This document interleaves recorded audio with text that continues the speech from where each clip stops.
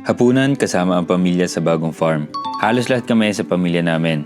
Karamihan sa dala namin ay ready to eat na. Nag-ihaw lang kami ng isang malaking isda at syempre may inuman. Nga pala, hindi namin problema ang kuryente. Let there be lights! Yeah! Dahil mayroon kaming EcoFlow Delta 3 Air 1000 na kayang i-power ang mga ilaw at outlet dito. Easy na easy. Oy, mamamasyal tayo. Maghahapunan tayo sa farm. Yun, mga dala-dala naming gamit, pagkain, mekos-mekos na yan. Oh, ang daming kasama. Oh. Ha?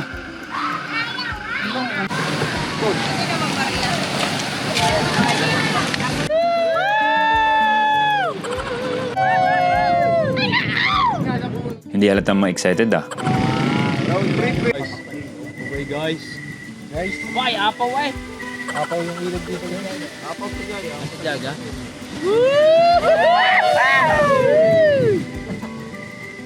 Let's go!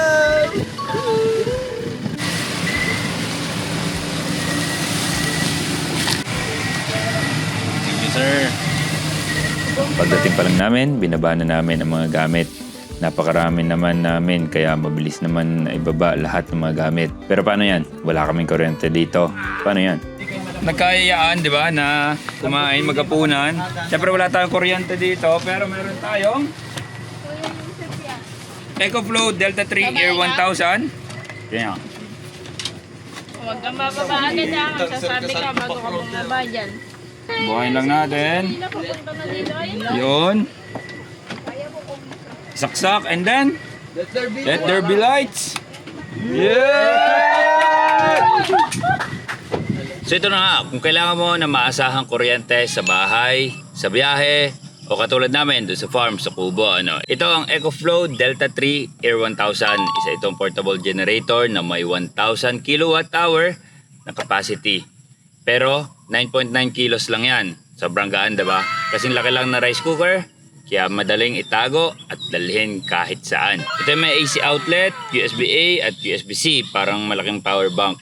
Ang kaibahan, kaya mo magsaksak ng appliances dito ng diretso. Walang wiring, walang maintenance, walang usok, at wala ring gasolina. Kaya paganahan ito ang ilaw ng 41 hours mahigit, electric fan 19 hours mahigit, laptop 15 charges, ref na 150 watts, up to 20 hours, at ang TV up to 8 hours ng full charge. Kung AC charging, 2 oras lang, full charge na ito. Perfect kahit biglaan ng alis.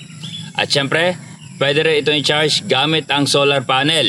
So ito yung EcoFlow 160 watts portable solar panel na very compatible dito sa ating EcoFlow Delta 3 Air 1000. Para kahit nasan ka, walang kuryente, walang mapapag-charge, walang problema.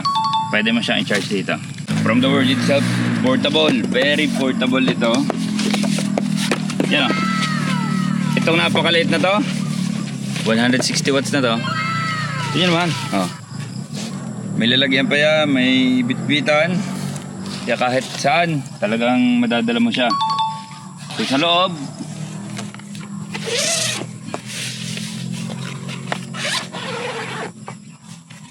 ito ang itsura niyan. Yeah. Nakatupi yan sa tatlo. Yan o, ganyan kalaki yan. Then may kasama na rin siyang stand. Yan.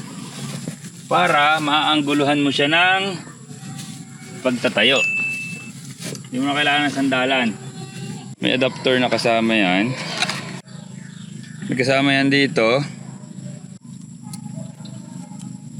Yung adapter niya. Para may i-charge natin siya. At may i-plug in. Dito. Dito yung plug in yan. Boom. So makikita natin yung input niya. So syempre depende yan sa sikat ng araw ngayon kasi malilim kaya wala masyadong input. Pero mamaya kapag yan natutukan ng araw, napakalakas ng input niyan. So di ba? Gamit lang ang solar panel natin, may i-charge natin na walang problema ang ating EcoFlow Delta 3 Air 1000. Yan.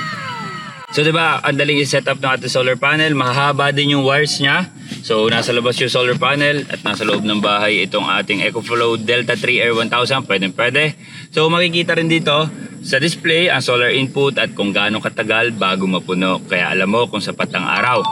Matibay din ito. IP68 waterproof kaya ulan man o araw, tuloy ang charging. So pwede to sa labas ha. Malamang kasi sa labas ka lang makakakuha ng araw eh. And then itong ating EcoFlow Delta 3 Air 1000 may smart BMS na nagmo-monitor 24/7. May 7 layers of protection at live PO4 cells ang gamit dito kaya kayang tumagal hanggang 10 years.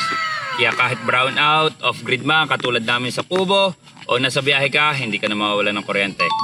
Ang EcoFlow Delta 3 Air 1000 ang main power at ang solar panel ang maasahan niyang partner. So balik muna tayo sa Kubo. Matibay pala rin ginawa namin kubo. Walang kauga-uga kahit halos 20 persons ang andito. Hindi na masama. Isang malaki lang naman ang iihawin namin. Marami kaming dala na pagkain na ready to eat na. Kaya mabilis lang ito.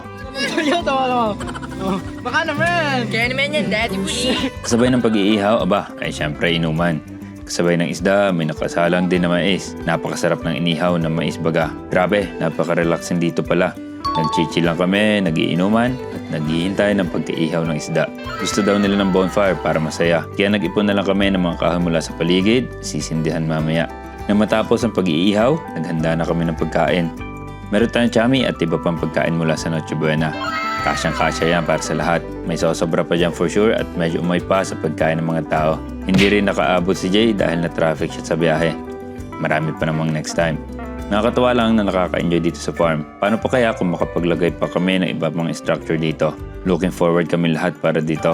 Kayo ba mga Off Duty?